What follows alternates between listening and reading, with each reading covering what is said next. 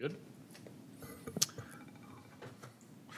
Okay, good evening and welcome to the Lincoln County Courthouse and the August meeting of the Lincoln County Planning Commission. This meeting is being streamed live, and when adjourned and posted, it'll be available to at any time at lincolncountysd.org. The order of events tonight will be as follows. For each public hearing, staff will introduce the agenda item and present a summary of the staff report. The applicant will then be asked to explain the proposal in further detail and to answer any questions from the County Planning Commission. I will then open the floor to public comment, first for persons in support of the application and then for persons in opposition of the application. When you step up to the podium, please state your name and address and speak into the microphone. Please limit your comments to less than 5 minutes. Speakers are encouraged to only address new and relevant information pertaining to the item. Above all, please be cordial to all meeting participants and refrain from side conversations and speaking out of turn, or you'll be asked to leave. Thank you for your cooperation. We'll first do roll call. Please state your name for the record. Marlene Sweeter. Eric Scott. Todd Boots. Scott Green. Okay. Now we'll approve the meeting minutes. Are there any corrections, Mr. Brown? Nope. Can I get a motion to approve the minutes? So moved, Green. Second, Boots. It's been moved and properly seconded. All in favor, aye. Aye. All opposed? Motion passes. Okay, we'll now approve the meeting agenda. Mr. Brown, is there any changes to the agenda? No changes, Chairman. Okay. So can I get a motion to approve the agenda? I'll make a motion to approve the agenda. Boots. Second, Green. Okay, it's been moved and properly seconded. All in favor, aye. Aye. All opposed? Okay, motion passes. Our next item will be public input on non-agenda items. So I'll ask those that have any comment on something that is not on the agenda to step forward and speak now. Okay, seeing none, we'll go to old business. Do we have any old business? Okay. Our next, so we'll move on to agenda item number 1.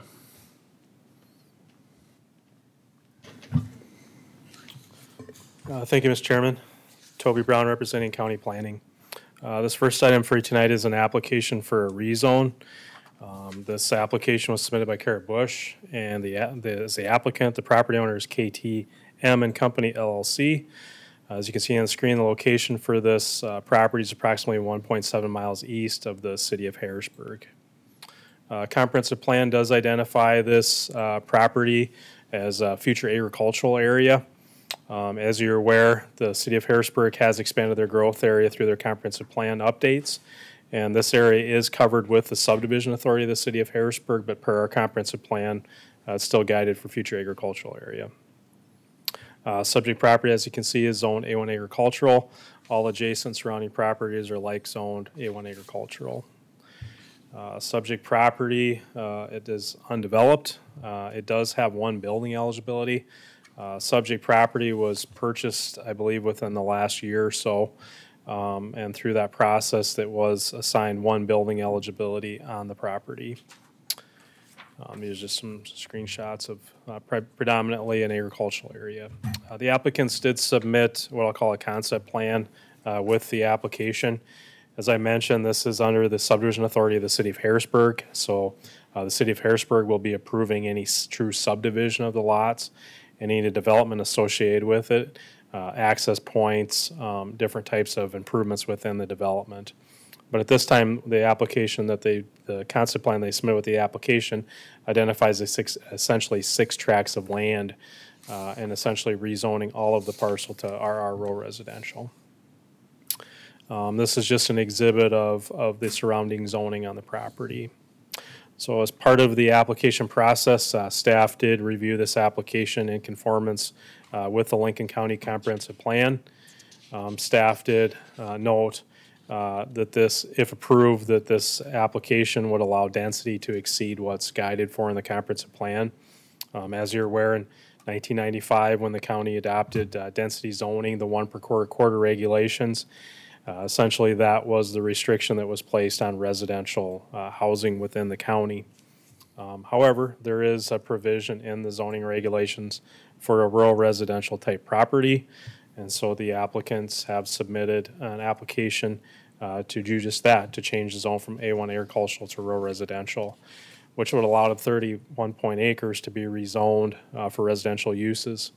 And so as part of that, the minimum requirement for a single-family lot in an RR rural residential district would be 1 acre. So essentially how many they could fit on that property, minus roads, minus other types of improvements that are there. And so we did submit the application to the city of Harrisburg. They're in discussions, what I would call, with the applicant. I don't know how that's progressed, but I do know that I believe they've talked to each other at this stage. As you are aware, we do have an interdepartmental meeting. Rural Water does participate in those sessions. They discussed that they did have rural water capacity for the property to a limit to what that houses would be on the property. And then we haven't had, we do send notification out to the townships. Would be Dayton Township would be the road authority for this particular property. We received no communication back from them, but typically with townships is that they will have to go through the process of approving the access onto the development for that stage. And so again, the general ideas from the comprehensive plan note that this application would not be consistent with the comprehensive plan. And for those reasons, staff does recommend denial of this application. With that, I'd be happy to answer any questions that you have for staff at this time.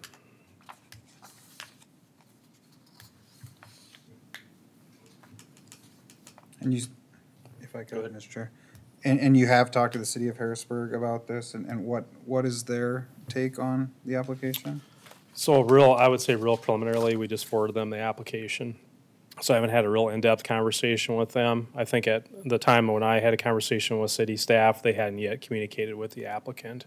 So I know that was going to take place. So I think the applicant is in attendance. They can maybe elaborate more on that part of it, so. Thank you, Toby. Yep. Thank you, Mr. Brown. Okay, can I ask the applicant to come forward?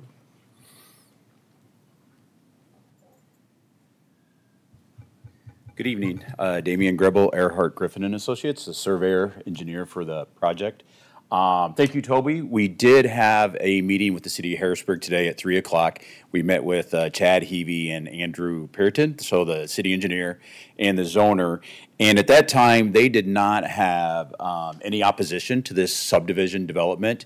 They realized that we are downstream of their proposed wastewater treatment plant. So any planning for gravity sewer or sewer for this property, they could not see it in the future.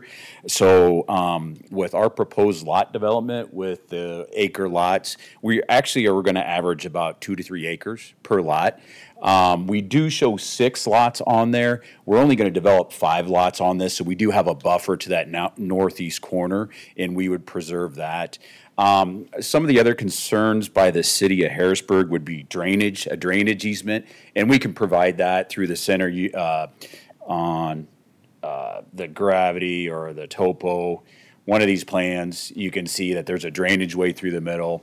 I think this guy shows it here. And, you know, we'll provide a drainage easement as needed.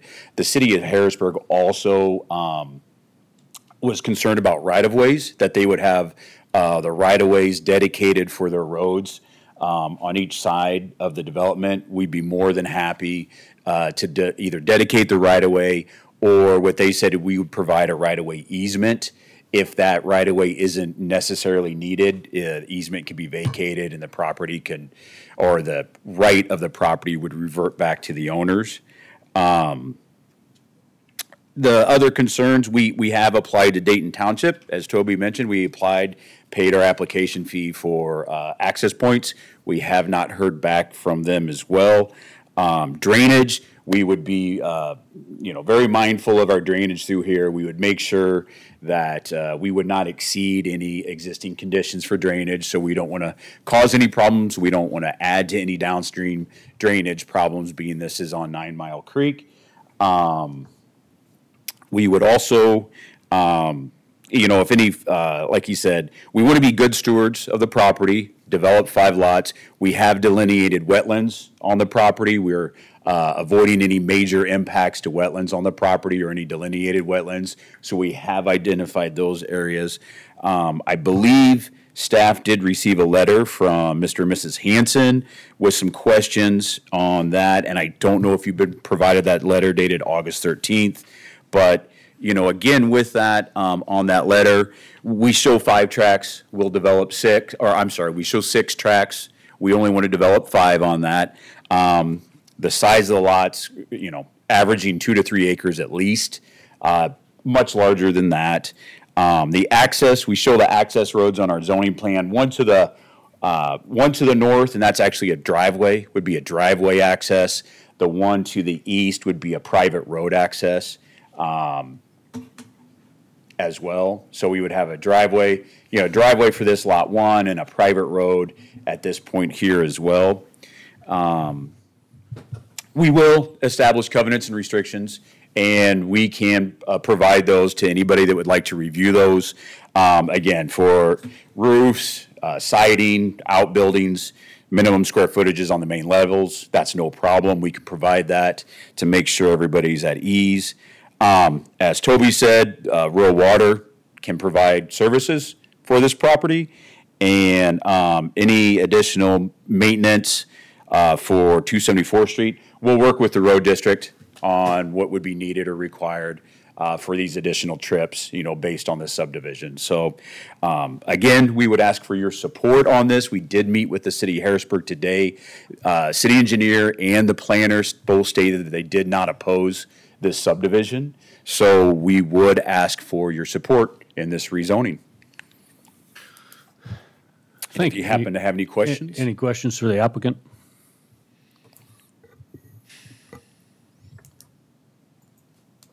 Seeing none. Thank you, sir. Thank you.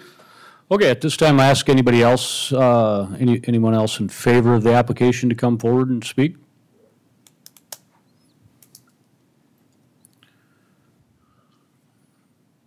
Hi, guys. I am Kara Bush. I live at, Oh, sorry, yeah, state your name and address for us, please. 1818 South Blauvelt Avenue in Sioux Falls, South Dakota. I am also a owning member of this land, along with those 2 back there. And yeah, I can answer really any other question that you might have.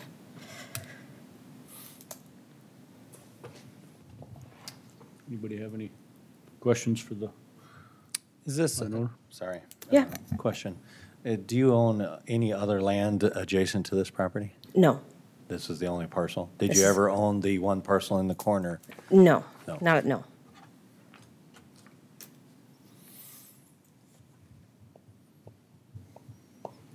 Okay. Okay. Thank you so All much. right. Yeah. I ask anyone else in favor of this application to come ahead? Okay. Seeing none, we'll close the floor to people in favor. Now we'll open it to people in opposition. So if there's anyone in opposition to this application, please come forward.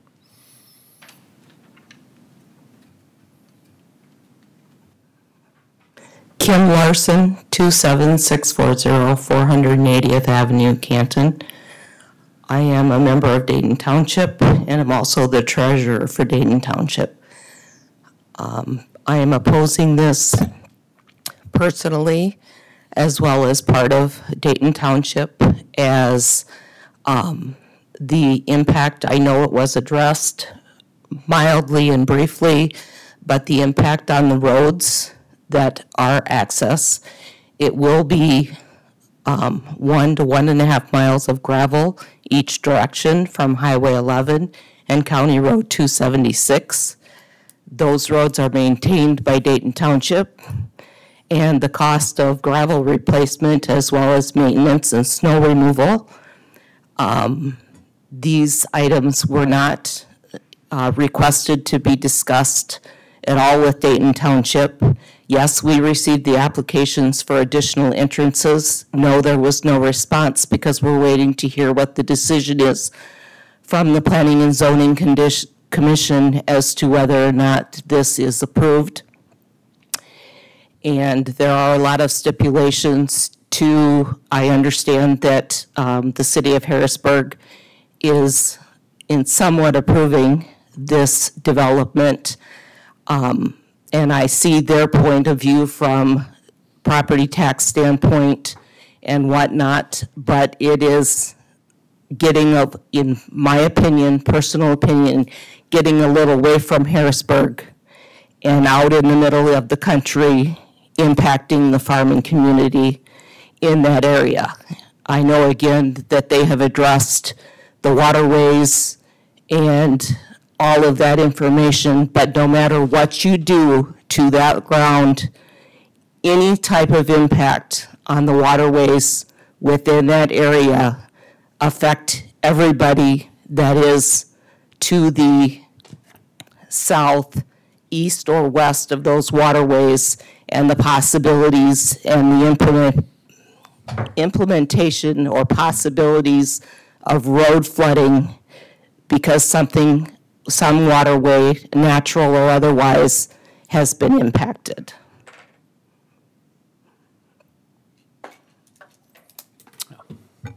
Thank you. Anything else? Does anybody have any questions for Dayton Township? Okay. All right. Is there anyone else in opposition of the application? If there is. Respond to that?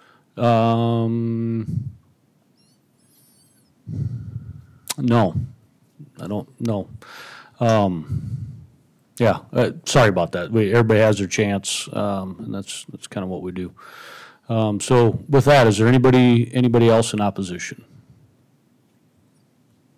Okay, seeing none, I'm going to close the floor to public comment and entertain a motion for discussion. For a motion, Mr. Chairman, in favor of approving for discussion purposes. I'll second it, Green. Okay, it's been moved and seconded for approval, and so now we can have discussion amongst the board.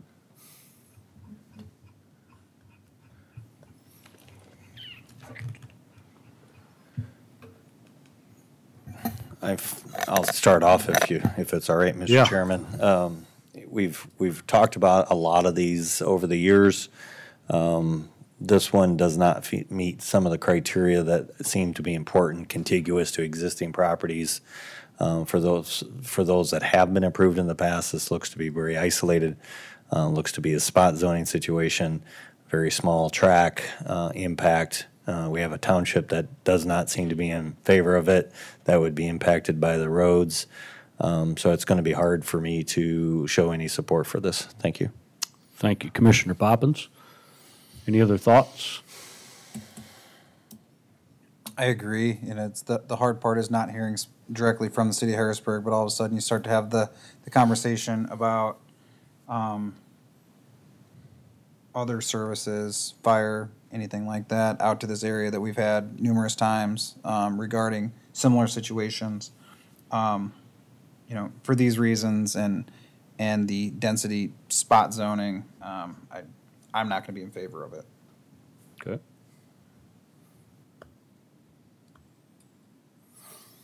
Thank you. Commissioner Green, any other comments? I just think that the impact to Dayton Township roads, that's quite a stretch of gravel roads with extra traffic on it, is a concern. Okay. Thank you. Commissioner Sweeter? I guess my main concern would be the waterways and the impact also on that, you know, with flooding and et cetera, and it goes back to the fire, you know, with the fire department having to come out that far, so. Okay.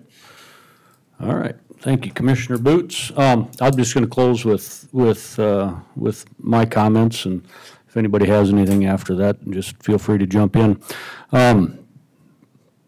I think the first note I had, and Commissioner Poppins hit it, is spot zoning, and I think that's something that this board has, in the last couple of years, we've really taken seriously, and we've tried to eliminate and tried to make some more sense. And I think with our new comprehensive plan, we're going to make some more sense out of that and have a little more structure to it. And this, in my opinion, just it really fits that definition. And the other thing we've really tried to do in the county here as of late is focus on these types of developments, and there's a lot of reasons, and we could get into them, and I'd be more than happy to visit with you folks about why. It's important to start these in the municipalities and work their way out currently, just with a lot of the infrastructure problems and so on and so forth. And so we've been focusing on that, and this would kind of go against that path that we've been working very hard on the last few years. And as we've got these, and as we've discussed them more and more over the past year, I've thought about it, and I think about the precedents that it sets, or that it can set. And I'm not saying that this is what you folks are doing, but it could get us into a lot of trouble with landowners, with every other landowner in Lincoln County, if we continue to approve these rural residentials, because what it basically is saying is that if I'm a landowner and I don't have enough building eligibilities, in your case you have one and you want 6, and we currently, as a county, we limit that to 1 per quarter or 1 per 40 acres, and if we set this precedence, then anywhere in the county, if somebody thinks, well, I don't have enough building eligibilities, well, I'll just go spot rezone to rural residential, and then I can kind of get as many as I want. And I think that's a slippery slope. The more, and I think about the impacts that not only that could have on the county and the county services, but for sure the townships, and that is. That's going to be my next bullet point, is premature development on township roads. The townships weren't developed and designed to handle that type of density and this type of traffic, and we've got problems in other parts of the county that now the townships are burdened with and have to deal with. And so I think we have to think about that, and that's one of the main reasons why I think that this type of development starts in the municipalities, works out, because they have the infrastructure to handle this type of thing. So with that, I had a last point about the city of Harrisburg, and based geographically where this thing's located, I guess if I was sitting in the city of Harrisburg, I probably wouldn't have paid much attention to it, because it's a long ways away, and I don't think it's going to have much of an impact on their growth pattern. And so I guess I'm not going to take into consideration if they were for it or against it, because I think it has more impact on Dayton Township and Lincoln County than it will on the city of Harrisburg currently, or in the probably quite a few years down the road. So with that, I'm not going to be able to support it either. Nothing against you folks. Can see what you're trying to do. You're in a good spot. Up there you have a valuable piece of property, and but unfortunately, it's ag ground. You've got one building eligibility, and that's the way I see it right now. So with that, does anybody else have any other comments? Okay, I'll call the roll. Call the roll. Commissioner Sweeter? No. Commissioner Poppins? No. Commissioner Boots? No. Commissioner Green? No. Commissioner Scott is also a no. Thank you. Agenda item number 2, Mr. Brown.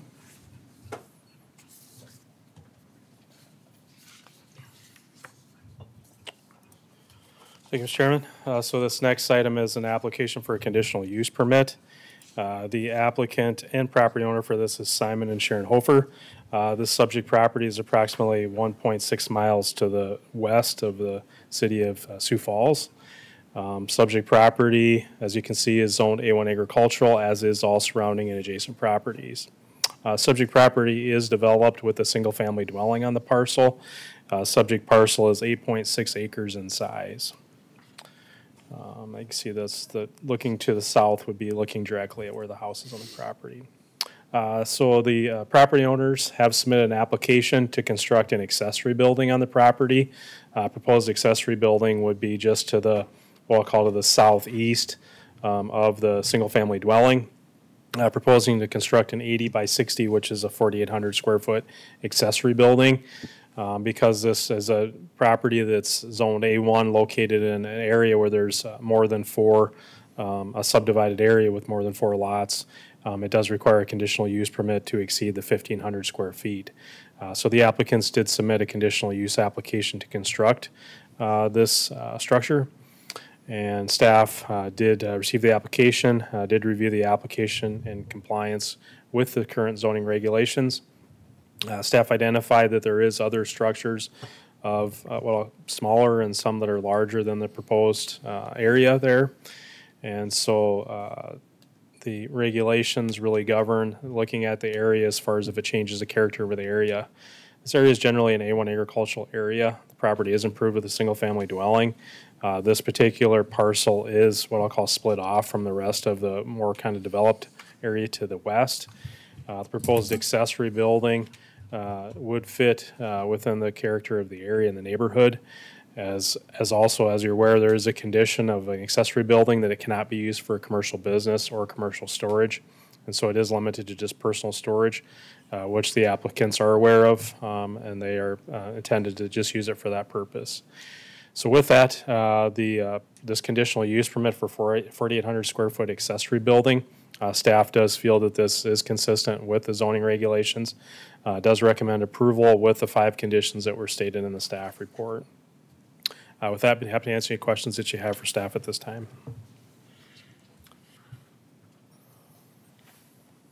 Okay, thank you. Thank you, Mr. Brown.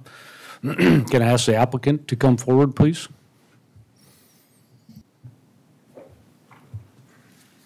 I'm Simon Hofer at 46733 269th Street. Good evening. How are you? Good. You want to just explain a little bit about what you want to do here? Well, I'm basically need storage. I'm tired of having stuff getting wrecked outside in winter. Mm-hmm. Put my camper in there and boat, 4-wheelers, skid loader, acreage stuff. Okay. All right. Does anybody have any questions for Mr. Ofer? Is it going to be big enough? Everybody says you can't make it big enough.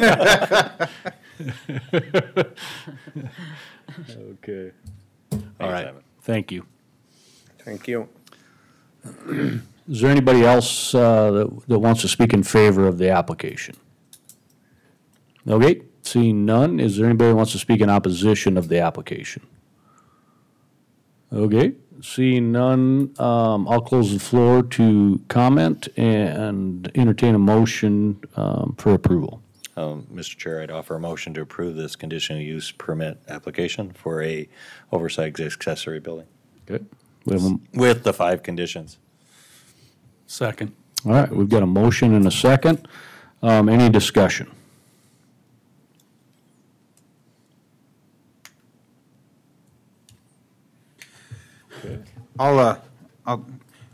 Just looking at the area and the location, the other properties around there, many of them have external storage facilities.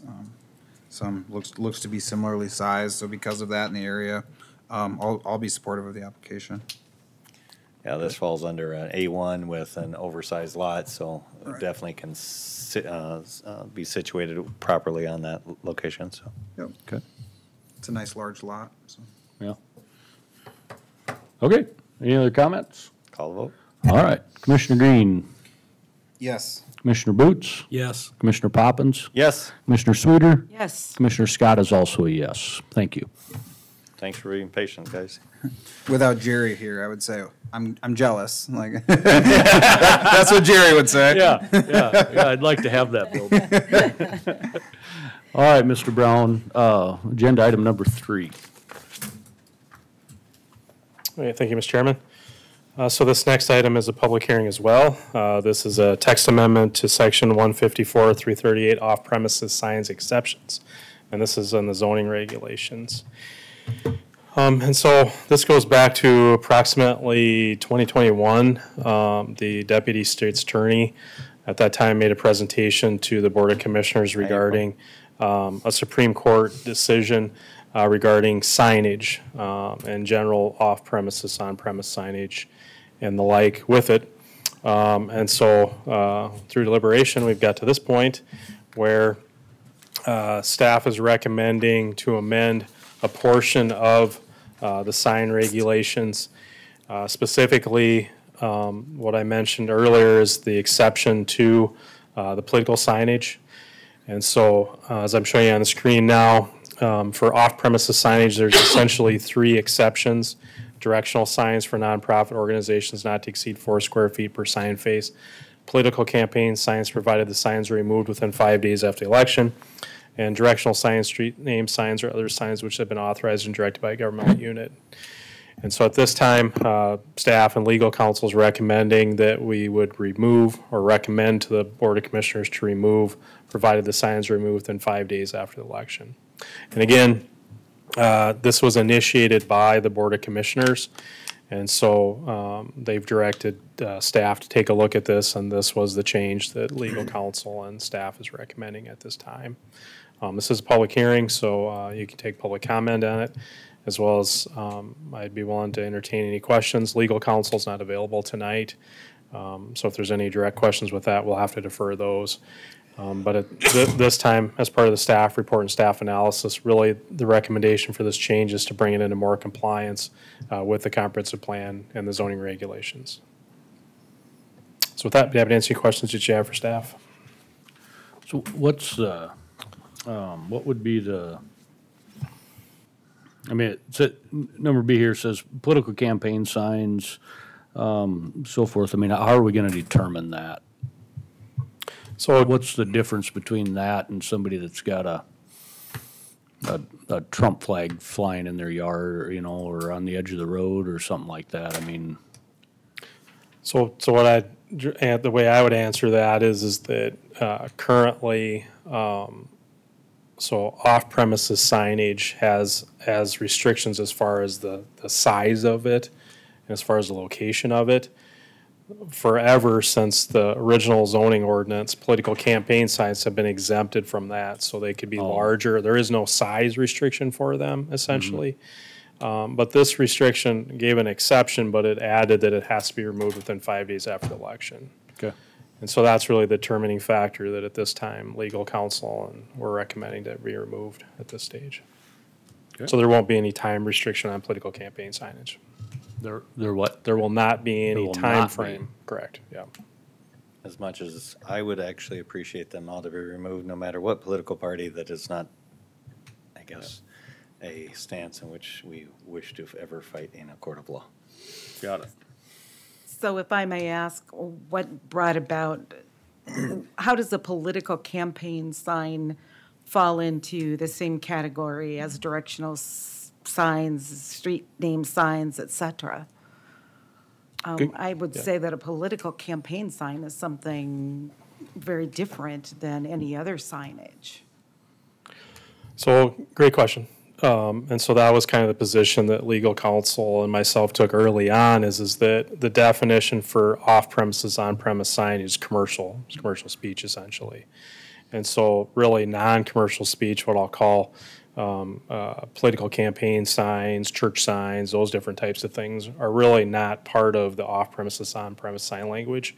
But since 1995, it was thrown in as an exception.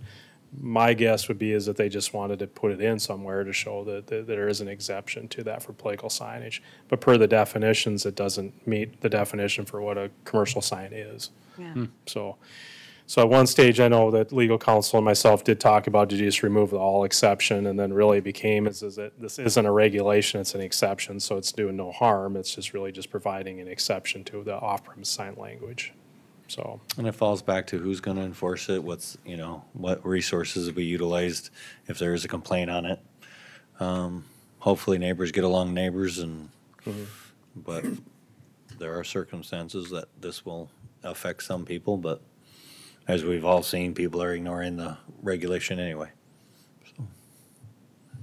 Well, to date, I mean, the department's never received a complaint on a political sign or questionable political sign. So. Not official complaints. Formal complaint. Yeah. Yeah. And there's been no, I would say, no enforcement action taken on anyone for a political campaign sign. Yep. But again, and I think I've mentioned this to you before, is that this year we hope to get the comprehensive plan adopted. Next year I've requested in budget to update the zoning regulations. And at that time, we would take a comprehensive look at the sign regulations there's going to have to be more changes than just that, but I think this is an immediate one that we want to address as far as, Can cover it. Yep. For now. yep. Yep. Okay, But, so I'm curious in the urgency, right? So knowing that in the next year, there has been no complaints, at this point, I guess I'm just concerned about, why all of a sudden the specific urgency, and I guess I'm trying to figure out what the other, is the issue with the Supreme Court ruling. I understand counsel's not here, which is unfortunate. Is the issue that there's the requirement to remove them within 5 days? Because I would say the vast preponderance of the municipalities in the state of South Dakota have some sort of ordinance that says that political signs have to be removed within, like City of Sioux Falls is 7 days. Ours is 5 days. Most of the other municipalities have a time limit in which political signs can be out there. So I'm just curious what the urgency is for us to be able to remove 5 days post-election when there's no complaints, and if in the future we're going to tackle this anyway more broadly. So I guess that's my concern. so I would defer, like you mentioned, legal counsel's not here tonight. You could always close the public hearing and defer action if you want to do that too, so. If you so wish, but, I just recommend you close public hearings so we don't advertise again for that part of it, but certainly, those are questions that I'd rather have legal answer than myself, so, Right. yeah. Okay, All right. it is a public hearing, so favor against. So, without any public, how do we handle that, Toby? We go through the motions, okay. All right, with that, thank you, Mr. Brown. With that, anybody in favor of this application, please step forward. Seeing none, anybody opposed? Okay, seeing none, I'll close the floor to public comment, and we'll entertain a motion.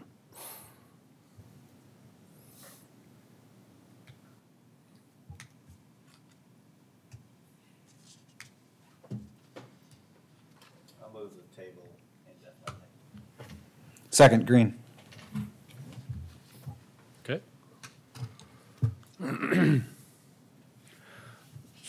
So it has been moved and seconded. Any discussion? I've kind of already said my piece about it. Like, if we're gonna go through and tackle this in the future anyway, as part of our working plans of revising our ordinances, we're not receiving any complaints on it currently. I somewhat struggle with definitions of political signs, things like that, regarding, we've already discussed the enforcement piece of it, but, what could be considered a political sign, what maybe is not considered a political sign, especially with a lot of the things that are currently going on in our environment. So I do concur with the tabling of it. The only thing I'm going to ask is just that we get the terminology. So my understanding in Robert's rules, if we table it, it immediately goes to next month's agenda. If it does not get moved to take off the table and taken care of an old business, it would die. So if we want it to be postponed, so I think the right motion should be we should either postpone it definitely, and you guys pick a time, either next month, the month after, whatever. If we want it to be indefinitely, I think the motion should be postponed indefinitely, and that way it's done, and it doesn't have to be on the agenda for next meeting in old business.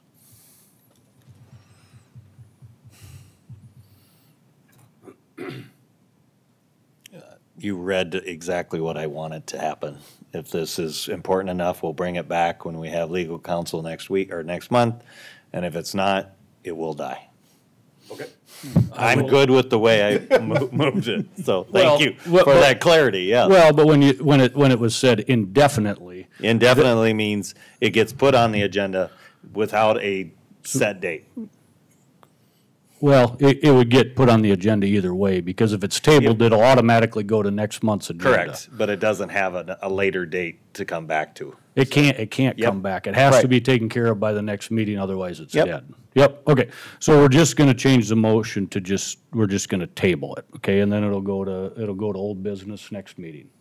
Yeah, I would tend to agree that it should be tabled so we can get some of our questions answered by legal. And if we're going to get into this more in depth here in the next year, it'd be nice to take care of it all then at once, especially if we haven't had any complaints. Okay. All right, so we've got a motion and a second to table. Any more discussion? Okay. Commissioner Sweeter? Yes. Commissioner Poppins? Yes. Commissioner Boots? Yes. Commissioner Green? Yes. Commissioner Scott is also a yes. Okay. Next item, Mr. Brown?